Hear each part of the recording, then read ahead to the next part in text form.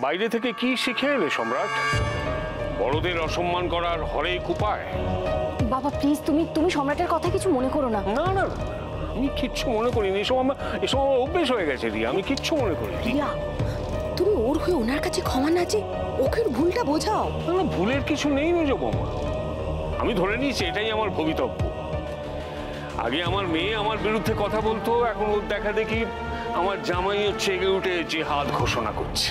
দেখো, প্রণাম করতে চাও না করতে না সম্রাট, কিন্তু এই কথাগুলো বলার কি খুব দরকার ছিল? না না, সেটা তো আমাকে গুরুজন টুরুজন বলে বাধ্য করা হয়েছিল। আচ্ছা, তুমি একটু আগে বললে না যে আমি তেমন কোনো কাজ করলে তবেই তুমি আমাকে প্রণাম করবে। আচ্ছা, সত্যি কি আমি তেমন কোনো কাজ করিনি?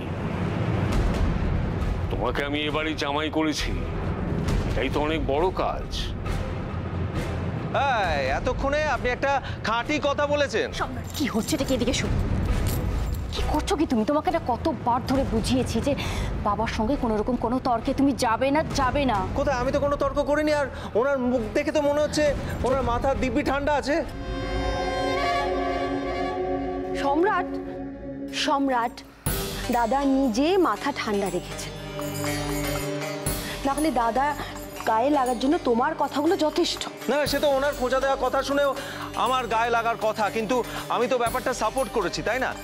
আর শ্বশুর বাবা, আপনি আমাকে এইবারই জামাই করে যে একটা বড় কাজ করেছেন,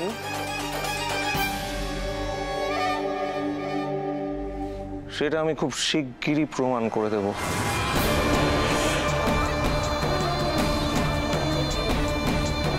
থাক না এসব কথা। আজকের দিনটা অন্তত আমরা সবকিছু ভুলে একসঙ্গে মিলে আনন্দ করতে পারি না? রিয়া, সম্রাট, সম্রাট চলো চলো আমার সাথে চলো।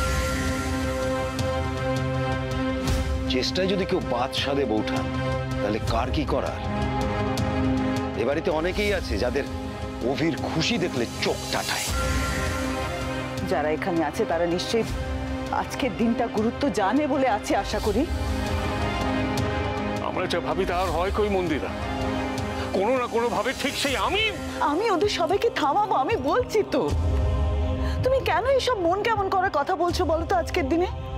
আমি সেই ভোরবেলা দক্ষিণেশ্বর মন্দিরে গেছি তোমার মঙ্গল কামনার জন্য পুজো দিতে।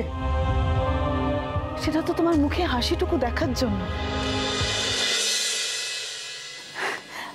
আমি ঠাকুরের কাছে প্রার্থনা করেছি তোমাকে যেন সুখে শান্তিতে সুস্থ করে রাখেন, তোমাকে যেন সঠিক পথ দেখান।